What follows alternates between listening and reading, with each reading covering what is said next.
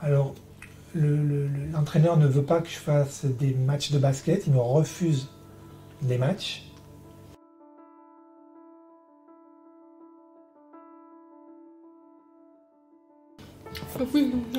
Depuis le mois de septembre, Louis est inscrit dans un club de basket. J'en ai informé le président qu'il était sourd, ça n'a pas posé de problème, il a été le bienvenu. Et tout s'est passé normalement. Et puis, il y a quelques temps, sachant qu'il joue en U7, donc en mini pousselle, il ne faisait pas de match, mais au mois de septembre, il va pouvoir commencer à faire des matchs. Et il y a 4 ou 5 mois, on m'a annoncé qu'il ne pourrait pas jouer pour des raisons de sécurité. Alors, pour des raisons de sécurité, ça m'a tout de suite interpellé. C'est la première fois que j'entendais ça. Jusqu'à présent, je connais d'autres enfants sourds plus âgés qui jouent dans des clubs, dans divers sports. Là, c'était nouveau. J'ai vécu ça comme une discrimination et donc j'ai essayé d'apporter des solutions. Et il y a eu un déni total de la situation et j'ai trouvé ça pas normal. Donc, on m'a proposé qu'il fasse du sport adapté.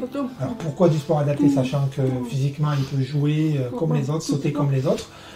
Voilà, il est juste sourd et c'est un handicap invisible. Donc, voilà. Et d'autant plus que c'est un bon joueur d'après le bénévole. Ils avaient peur qu'il se blesse et qu'il blesse les autres enfants. Parce qu'ils n'entendraient pas le sifflet de l'arbitre ou autre. S'il y a sifflet de l'arbitre, il faut savoir que tout le monde s'arrête automatiquement. Il est visuel comme tous les enfants sourds, il voit beaucoup plus facilement que les autres et il s'arrête.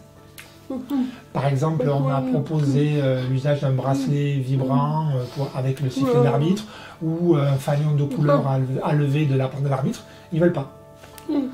Alors, moi je suis en colère, je ne trouve pas ça du tout normal et donc c'est pour cela que j'en ai parlé sur Facebook et Instagram, parce que je me sens un petit peu seul par rapport à tout ça. J'ai des témoignages qui me rassurent sur le fait que ce n'est pas du tout normal et donc je veux aller au-delà et je suis allé contacter d'autres clubs et j'ai vu 3 clubs différents qui m'ont souhaité la bienvenue et pour qui ça ne pose aucun problème.